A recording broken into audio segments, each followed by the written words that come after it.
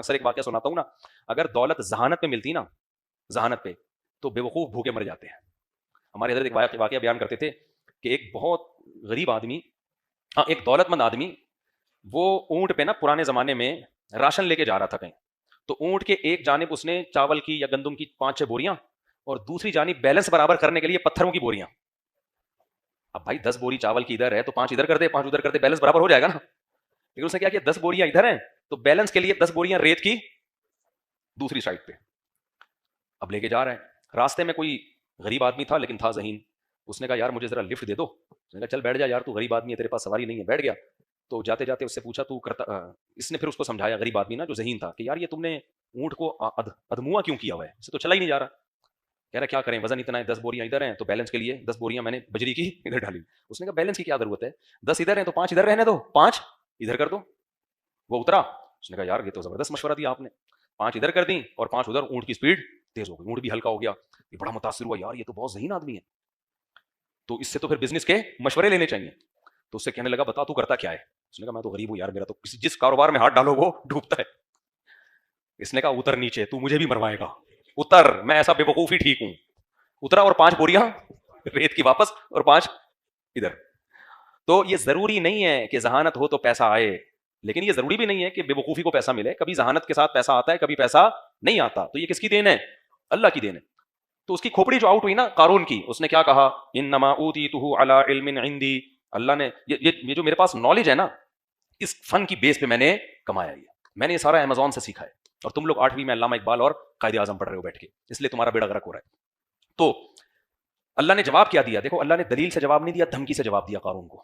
بعض دفعہ دلیل بہت واضح ہوتی ہے, وہ نہیں دی جاتی. جیسے آپ اپنے باپ کو سمجھا رہے ہو نا, ابا آپ کا تو مجھ پر کوئی احسان نہیں ہے, آپ نے اگر پیدا کیا تو اکیلے آپ تھوڑی ہو, سب کے ابا بچوں کو پیدا کرتے ہیں. آپ نے مجھے اگر کھلایا پلایا تو آپ کا احسان تھوڑی ہے, سارے ابا اپنے بچوں کو کھلاتے ہیں. آپ اگر گیس بجلی کا بل دیتے ہو تو احسان تھوڑی ہے, ساری دنیا گیس ہے ہی نہیں, تو بل کہاں سے دے رہے ہو آپ. تو جب آپ اوٹ پٹانگ باتیں کرو گے تو جواب میں ابا دلیل سے بات کریں گے یا تھپڑ سے جواب دیں گے؟ ابا کہیں گے چپ ہو جا ورنہ 2 تھپڑ کھینچ کے لگاؤں گا میں. کیوں, اتنی واضح احسانات کا انکار بنتا نہیں ہے. تو اللہ میاں نے بھی نا فرعون قارون کو دلیل سے جواب نہیں دیا. اللہ نے فرمایا اولم یعلم, یہ جو کہہ رہے میں نے اپنی نالج سے کمایا, کیا اس کو پتہ نہیں ہے, قد اہلک من قبلہ من القرون, اللہ نے کتنے بڑے بڑے لوگوں کو ہلاک کر دیا, من ہوا اشد منہ قوہ, جو اس سے بھی زیادہ طاقتور تھے. یہ بات کہتے ہوئے ڈرتا کیوں نہیں ہے؟ یہ جتنے لوگ آج تکبر کر رہے ہیں, لقوہ ہو جائے ان کو, تھوڑا سا منہ ٹیڑھا ہو جائے. آپ کہہ سکتے ہیں یہ بڑا کیئر کرتے ہیں اپنی, لقوہ نہیں ہوتا. میں نے ڈاکٹروں سے پوچھا ہے, ڈاکٹر کہتے ہیں لقوے کی کوئی وجہ نہیں ہوتی, بیٹھے بیٹھے کسی کو بھی ہو سکتا ہے.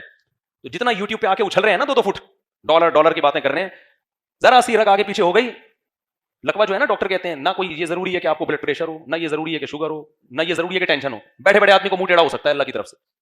ان کو لقوہ ہو گیا نا, تھوڑا سا فرما الائنمنٹ آؤٹ ہو گئی, گاڑی کی الائنمنٹ ٹھیک ہو جاتی ہے, منہ کی الائنمنٹ جلدی ٹھیک نہیں ہوتی. تو اللہ نے دھمکی دی ہے, اللہ نے کہا کہ یہ دیکھتے نہیں ہیں کہ ان سے پہلے ان سے بڑے بڑے طاقتوروں کو میں نے ہلاک کر دیا. پھر قرآن کہتا ہے فخرج علی قومہ فی زینتہ, ایک دن اپنی زینت میں قوم میں نکلا, اور تو دنیا پرست لوگ تھے. دیکھو دولت اللہ کی نعمت ہے, ایسا نہ ہو کہ آپ پیسہ کمانا ہی چھوڑ دیں, پہلے ہی ملک کا بیڑا غرق ہوا ہے اور کشکول لے کے IMF کے سامنے بھکاری نہ بن جائیں ہم. پیسہ کمانا منع نہیں ہے, پیسے پہ اترانا منع ہے, اور پیسے کو اپنے علم اور اپنا کمال سمجھنا منع ہے. تو قارون میں نافرمانی کے ساتھ دولت تھی, تو اللہ کہتے ہیں وہ اپنی زیب و زینت میں نکلا. تو جو دنیا پرست لوگ تھے اس کے جاہ و جلال کو دیکھ کے کہنے لگے یا لیت لنا مثل ما اوتی قارون, کاش ہمارے پاس بھی وہ سب کچھ ہوتا جو قارون کے پاس ہے. رالے ٹپکانے لگے اس کو دیکھ کے, حالانکہ وہ بدعملی کے ساتھ تھا. اگر عمل کے ساتھ ہوتا نا پھر بھی بنتا ہے, لیکن بدعمل آدمی ہے. تو اللہ کہتے ہیں قال الذین اوتوا العلم, جن کو اللہ نے علم دیا تھا وہ کہنے لگے ویلکم, تم تباہ ہو جاؤ, ثواب اللہ خیر, بھائی نیک اعمال پہ جو اللہ بدلہ دے گا وہ اس عیاشی سے کئی گنا بہتر ہے. لمن آمن وعمل صالحا, وہ صرف ان کو ملے گا جو ایمان لائے اور نیک اعمال کیے. ولا یلقاها الا الصابرون, اور یہ صفت صرف صبر کرنے والوں کو دی جاتی ہے, جو بے صبرے لوگ ہیں ان میں اللہ یہ کوالٹی پیدا نہیں کرتا. پھر کیا ہوا, حدیث میں آتا ہے کہ اب قارون نا موسیٰ علیہ السلام سے چڑھنے لگا تھا, کیونکہ موسیٰ علیہ السلام کبھی اس کو زکوٰۃ کا کہتے ہیں, کبھی نماز کا کہتے ہیں, کبھی روزے کا کہتے ہیں, کبھی جو بھی حکام. اس کو چڑھ کس سے ہو گئی؟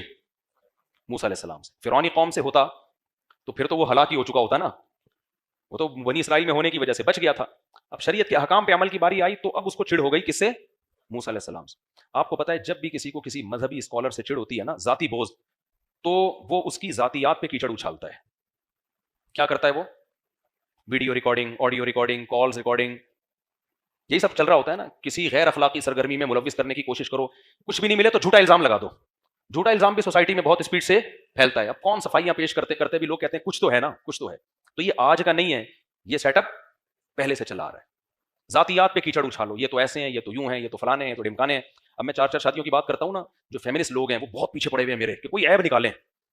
طنز کر رہے ہوتے ہیں بھائی ان کے گھروں میں پتہ نہیں کیا ہو رہا ہے, مارتے پیٹتے ہیں, کیا کرتے ہیں, یہ تو گھروں میں جا کے پوچھو, ممبر پہ تو بڑی باتیں کر رہے ہیں. کیونکہ ان کی دم پہ میں نے کیا رکھ دیا ہے, پاؤں. فیملی پلاننگ والے بھی پیچھے پڑے ہوئے ہیں کہ بھائی بچے زیادہ اچھے, دیکھو وہ بچہ چرس تو نہیں پی رہا, پھر ہم بتائیں گے کہ دیکھو یہ ہوتا ہے زیادہ بچوں کا انجام. حالانکہ میں لوگوں سے بار بار کہتا ہوں بھائی میں سوسائٹی کا نارمل آدمی ہوں, میں کوئی فرشتہ یا پیغمبر نہیں ہوں. تو سب کے گھروں میں جو کچھ ہوتا ہے وہی میرے گھر میں بھی ہو سکتا ہے, اللہ بچا کے رکھے. لیکن اس سے اسلام کا فلسفہ خراب نہیں ہوگا. اگر میں ظالم بھی ہوں, میں مارتا پیٹتا ہوں, وہ تو ایسا ہے نہیں. کون اتنا بڑا بہادر کون ہے یار؟ فرض کرو میں مارتا پیٹتا ہوں, میں ٹارچر کرتا ہوں, میں نے ظلم کر کے رکھا ہوا ہے, کھلانے کو روٹی نہیں ہے اور بچے چرسی ہیروئن چی, میں غلط ہو جاؤں گا نا, فلسفہ غلط نہیں ہوگا. تو اس لیے ان چیزوں میں پڑھائی نہ کرو کہ کون کیا کر رہا ہے, کون صحیح ہے کون غلط ہے. بھائی پیغام کو دیکھو, پیغام کیا دیا جا رہا ہے, سمجھتے ہو کہ نہیں سمجھتے ہو؟ پیغام کو دیکھو کیا دیا جا رہا ہے پیغام. تو اب جو قارون تھا نا, اس کو چڑ ہو گئی کس سے؟ موسیٰ علیہ السلام سے, کہ یار میرے لیے سب سے بڑا ہیڈک کون بنا ہوا ہے؟ موسیٰ علیہ السلام. اس نے کیا کیا, پیسے سے دنیا میں ہر کام ہوتا ہے. اس بے شرم نے یہ کیا کہ ایک عورت کو خریدا. اچھا, فحش الزام جب بھی لگوایا جاتا ہے عورت سے لگوایا جاتا ہے, خوب سمجھ لو, کیونکہ عورت کی بات اس بارے میں لوگ فوراً ایکسیپٹ کر لیتے. اکثر میاں بیوی کے جھگڑوں میں جب عورت کو شوہر کو بدنام کرنا ہوتا ہے نا, تو وہ کیا الزام لگاتی ہے؟ اس کے لڑکیوں سے تعلقات ہیں. اور اس کے لیے پھر لوگ اس سے دلیل پوچھنے کی زحمت نہیں کرتے, بلکہ لوگ کہتے ہیں اس کی تو بیوی کہہ رہی تھی کہ یہ لڑکیوں سے تعلقات ہیں. بھائی تمہیں کیا ہو سکتا ہے ہوں, یہ تو آپ ہی بہتر جانتے ہوں گے کس کے کتنے تعلقات ہیں. یہ بھی ہو سکتا ہے, لیکن یہ بھی تو ہو سکتا ہے نا کہ جھوٹ بول رہی ہو. لیکن ہماری سوسائٹی میں اس سے بحث نہیں کی جاتی کہ بیوی سچ بول رہی ہے کہ جھوٹ بول رہی ہے. بس یہ بات سوسائٹی میں پھیل جاتی ہے, بھائی اس کی تو بیوی کہہ رہی تھی, یہ کیا ہے؟ 2 نمبر آدمی ہے. ایک خاتون نے مجھے فون کیا, ان کے شوہر میرے بیان میں بیٹھتا تھا, میں جانتا تھا اس کو, مجھے کہنے لگی میرا شوہر فلاں فلاں ہے, آپ کے بیان میں آتا ہے. میں پہچان گیا, میں نے کہا آتا ہے, کہتی وہ فحش فلمیں دیکھتا ہے. استغفر اللہ, مجھے اتنا غصہ آیا کہ یار تو کیسی عورت ہے, تو نے اپنے شوہر کی میرے سامنے عزت نہیں کی. میں نے کہا مجھے اس سے تو نفرت اتنی نہیں ہوئی, لیکن آپ سے مجھے بہت زیادہ نفرت ہو گئی. نام لینے کی کیا ضرورت تھی؟ آپ بول تو میں کوئی خاتون بات کر رہی ہوں, میرا شوہر اس برائی میں مبتلا ہے, مجھے مشورہ دے میں کیا کروں. آپ کو پتا بھی ہے کہ میں اس کے شوہر کو جانتا ہوں, نام لے کے. تو اللہ تو کیا کہہ رہا ہے, میاں بیوی ایک دوسرے کا لباس ہیں. جب اس کا راز ہی فاش کر, جب اس کے شوہر کو پتا چلے گا کہ میری بیوی نے ان کو بتایا, اس کے دل میں 2 ٹکے کی عزت نہیں رہے گی بیوی کی. یار مجھے تم نے ذلیل کر دیا مفتی صاحب کے سامنے. تو یہ سب باتیں بہت ڈینجرس ہیں. آپ کو حکم دیا ہے شریعت نے کہ گناہ پہ کیا ڈالو, پردہ ڈالو. اگر کسی کو گناہ کرتے ہوئے دیکھا ہے, شوہر ہو یا بیوی ہو یا کوئی بھی ہو, نون بن کے پوچھو مسئلہ. ایک آدمی ہے میرا ریلیٹیو ہے, وہ یہ کر رہا ہے, تو آپ مشورہ دیں میں اس سے گناہ کیسے چھڑواؤں. میں نے کہا وہ تو غلط کر رہا ہے, آپ نے اس سے زیادہ غلط کیا ہے. تو جب میاں کو پتا چلے گا میری بیوی نے, اچھا مجھے کہہ بھی نہیں, اس کو بتانا نہیں, اس کو بتانا نہیں, اس کو بتانا نہیں. میں نے تو نہیں بتایا, مجھے پتا تھا کہ وہ بیچارہ, اور بیچارہ تو نہیں کہنا چاہیے, وہ بھی کون سا کوئی اچھا کام کر رہا ہے. ایسا نہ سن کے وہ کہ اچھا میں بیچارہ ہوں, چلو دیکھنا شروع کر دے کہ یار ہم تو بیچارے ہیں, یہ سب آپ کون, جو بھی کر رہا ہے غلط کر رہا ہے. لیکن یہ نہیں بنتا بھائی کہ اس کو سوسائٹی میں ذلیل کر دیا, کسی کے سامنے اس کا عیب بیان کر کے ذلیل کر دیا جائے. اس کو پردہ ڈالنا چاہیے اس پہ. تو گھر کے مسئلے کہاں رکھو, گھر میں رکھو. اگر مشورہ لینا ہے انون بن کے, بھائی کسی خاتون نے پوچھوایا ہے کہ ان کا شوہر یہ کام کر رہا ہے, تو اس کو کیسے چھڑوایا جائے, تو پھر ہم بتا دیں گے, جو بھی مشورہ دینا ہوگا دے دیں گے. تو سب سے پہلی بات تو کنڈی لگانی نا. تو کیا خیال ہے, ابھی کیا میں اس پہ, یہ سارا ہمارا لیکچر رہ جائے گا, جلدی سے اس کو میں کمپلیٹ کرتا ہوں میں. تو اب کیا کیا ہے کہ اس نے, قارون نے نا ایک عورت کو تیار کیا کہ میں تمہیں ٹھیک ٹھاک پیسہ دوں گا, تم نے موسیٰ پہ فحش الزام لگا دینا ہے, بدکاری کا, معاذ اللہ, کیا کر دینا ہے. تو لوگ نا بنی اسرائیل تو ویسے ہی نیگیٹو سوچ والے تھے, ساری زندگی موسیٰ علیہ السلام کی سیرت دیکھی انہوں نے, لیکن اس قوم میں منفی سوچ کا غلبہ زیادہ تھا. تو اور عورت کا الزام لگتا ہے نا تو باتیں شروع ہو جاتی ہیں. تو ٹھیک ٹھاک پیسہ دیا اس کو. جب وہ عورت آئی مجمع میں تو وہ حضرت موسیٰ کا چہرہ دیکھ کے نا گھبرا گئی. حضرت موسیٰ کے چہرے پر تو ایک روب تھا, ایک نور تھا. خود سوچو نا, کریم اللہ, عام پیغمبر بھی نہیں ہے, وہ پیغمبر جن سے کوہ طور پہ بلا کے اللہ ہم کلام ہوتا ہے, وہ پیغمبر جن کی پاک دامن اور امانت دار ہونے کی گواہی 2 لڑکیوں نے دی تھی. خیر من استاجرت القوی الامین, بہترین امانت دار ہے یہ. تو جب وہ عورت جو تھی نا, حضرت موسیٰ علیہ السلام کے چہرے پہ نظر پڑی تو وہ اللہ سے ڈر گئی, اور اس نے صاف بتا دیا کہ اس نے مجھے پیسے دیے تھے آپ پہ فحش الزام لگانے کے لیے. حضرت موسیٰ علیہ السلام نے بد دعا کے لیے ہاتھ اٹھائے, کتنا بڑا جرم کر رہا ہے, اپنی قوم کے پیغمبر پہ تو فحش الزام لگا رہا ہے. تو حضرت موسیٰ علیہ السلام نے بد دعا کے لیے ہاتھ اٹھائے قارون کے لیے, اور قارون اپنے خزانے سمیت سب کے سامنے زمین میں دھسنا شروع ہو گیا. چیختا رہا, وہ معافی مانگتا رہا.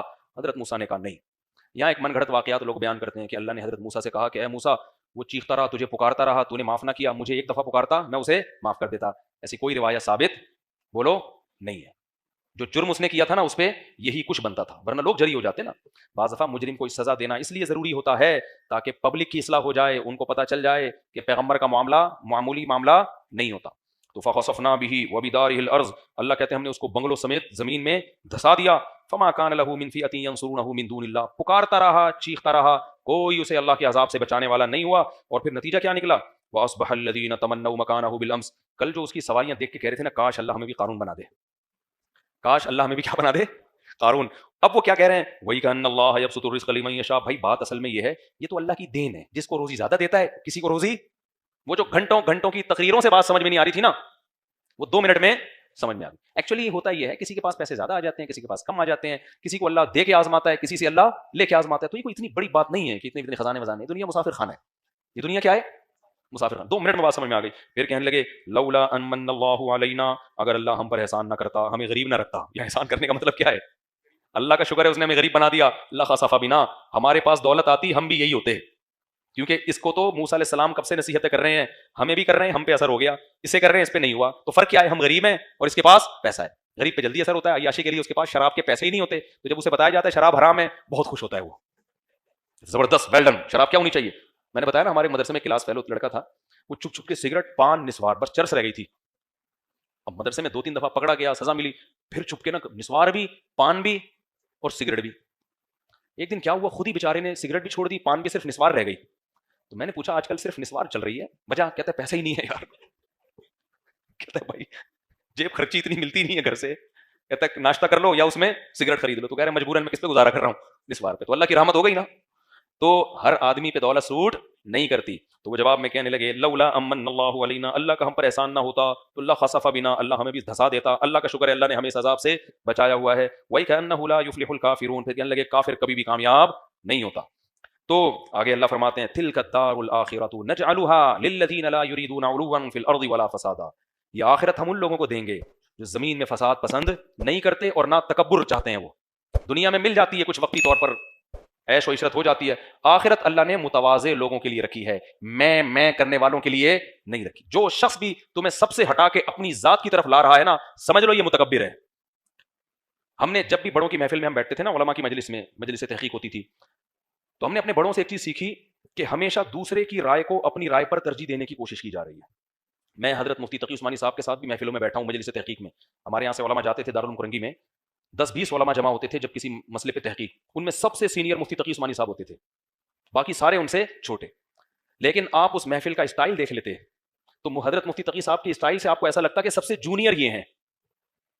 یہ ہم نے متعدد دفعہ مشاہدہ کیا. ایسے تواضع کے ساتھ بیٹھ کے سب کی بات سنتے، سب کے دلائل سنتے، اور بتاتے تھے کہ میں ایسے سنتا ہوں یہ سوچنے کے لیے کہ میں غلط ہوں اور یہ صحیح ہے، تاکہ پوری بات تو سنو نا اس کی، ہو سکتا ہے وہ صحیح کہہ رہے ہوں.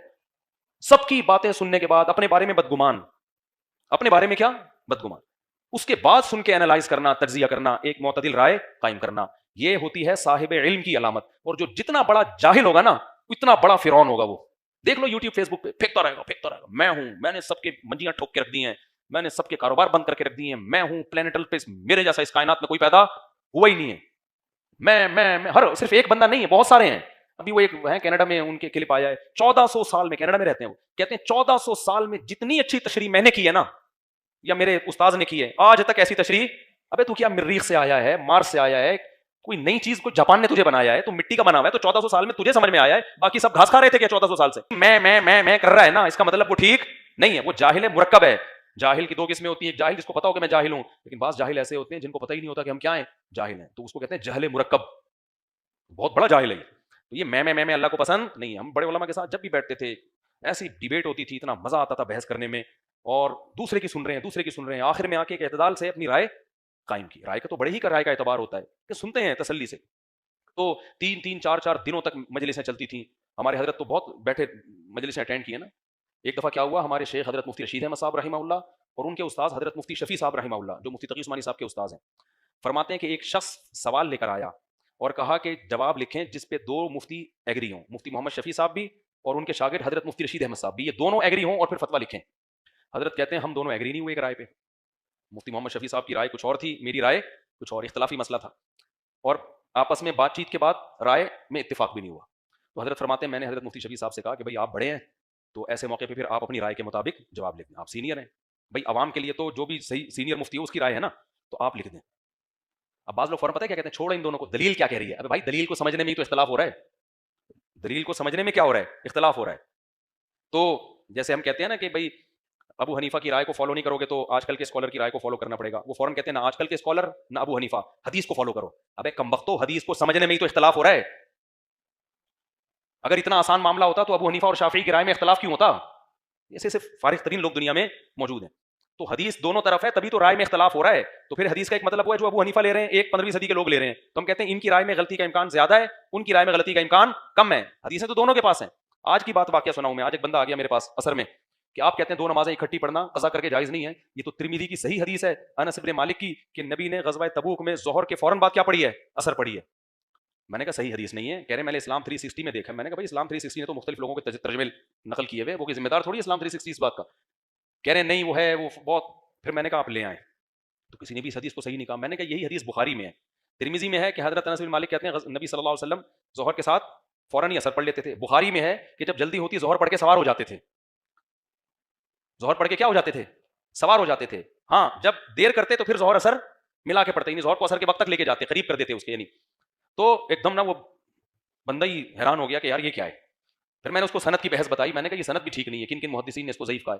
تو پھر میں نے کہا میرے بھائی حدیثیں ہر ایک کے پاس ہوتی ہیں, حدیث کے مفہوم اور اس کا مطلب کیا ہے, اس کے مقابلے میں دوسری حدیث کون سی ہے, یہ اچھا خاصا علم ہے. یہ آج کل کے اسکالر بچے ہیں پرانے اسکالرس کے مقابلے میں, سمجھتے ہو کہ نہیں سمجھتے. میں جلدی سے میں بیان ختم کرتا ہوں. تو اللہ فرماتے ہیں یہ جو آخرت ہے ہم ان لوگوں کو دیتے ہیں جو زمین میں تکبر نہیں کرتے. ہاں وہ واقعہ مکمل کر دوں. حضرت مفتی رشید احمد صاحب کہتے ہیں کہ پھر میں نے کہا کہ بھائی آپ اپنی رائے کے مطابق جواب لکھ دیں. عام طور پر کیا ہوتا ہے جو چھوٹے موٹے اسکالرز ہوتے ہیں نا, وہ صحیح نہیں کہہ رہا, میں جو کہہ رہا ہوں یہ دلیل کے مطابق ہے, یہ فتویٰ دیا جائے گا اور ادھر نہیں جانا. وہ جو بڑا مفتی بیٹھا ہے نا منجن بیچ رہا ہے منجن, اس کی تو میں نے منجی ٹھوک دی ہے. فتویٰ میں دے رہا ہوں, یہ لکھو چلو شاباش. ان کو تو میں دلیل سمجھا رہا ہوں, ان کو سمجھ بھی نہیں آ رہا. اور وہ بڑے کیا کہہ رہے ہوتے ہیں, یہ میرا شاگرد ہے, کل کا بچہ ہے, اس کو کیا پتا دلیل ولیل کا, اس کو کیا پتا دلیل کیا ہوتی ہے. میں فتویٰ لکھ رہا ہوں, اس کو دکھانا بھی نہیں. ہاں اس کی تو میں نے پہلی کلاس سے ہی منجی ٹھوک کے رکھی ہوئی ہے. لیکن دونوں چونکہ عالم تھے, استاذ کو بھی پتا تھا میرا شاگرد ہے, لیکن ہے کیا, عالم ہے, علم ہے ان کے پاس. شاگرد کو پتا تھا بھائی ان کا علم مجھ سے زیادہ ہے. تو حضرت کہتے ہیں میں کہہ رہا تھا آپ جواب لکھیں, وہ کہہ رہے تھے نہیں آپ جواب لکھیں. کہہ رہے ہیں اسی میں 3-4 دن گزر گئے. میں انصرار کروں بھائی میں نہیں لکھ رہا, جب آپ کا اختلاف ہے تو آپ کی رائے زیادہ قابل اعتماد ہے. حضرت مفتی شفیع صاحب کو شاید 100% اطمینان نہیں تھا اپنی رائے پر. وہ جان چھڑانا چاہ رہے تھے کہ بھائی قیامت میں پھر آپ سے سوال ہوگا نا, مجھ سے نہیں ہوگا, آپ لکھ دو. سمجھتے ہو کہ نہیں سمجھتے. حضرت فرماتے ہیں چند دن گزرنے کے بعد حضرت مفتی شفیع صاحب نے فرمایا کہ مجھے بھی آپ کی رائے کے صحیح ہونے پر اطمینان ہو گیا ہے. بعض دفعہ انسان تنہائی میں غور کرتا ہے, بات سمجھ میں آتی ہے. کہتے ہیں پھر ہم دونوں نے فتویٰ لکھ کے اس کو دے دیا. یہ 20 دفعہ ہم نے دیکھا ہے بڑے علماء میں کہ بھائی آپ جواب لکھو, کہہ رہے آپ. لیکن آج کل کے اسکالر کیا کہتے ہیں, اس سے نہیں پوچھنا, یہ سوائے منجن کے اور کچھ بھی نہیں ہے. قرآن حدیث اس پلینٹ ارتھ پہ جیسے میں نے سمجھا ہے 1400 سال میں کسی کا باپ بھی پیدا نہ ہوا اور نہ آئندہ ہوگا. پلینٹ ارتھ پہ میں اسلامی اسکالرز میں آخری اسکالر ہوں. جیسے ہمارے نبی آخری نبی تھے, میں پہلا اور آخری اسکالر ہوں. میرے بعد کوئی اسکالر نہیں آئے گا. تو یہ جن کا بھی یہ اسٹائل ہو نا, تو سمجھ لو ان کی چورن چٹنی کی دکان ہے باقاعدہ. سمجھتے ہو. تو ایسا یہ تکبر پسند نہیں اللہ تعالیٰ کو, اللہ کو تواضع پسند ہے.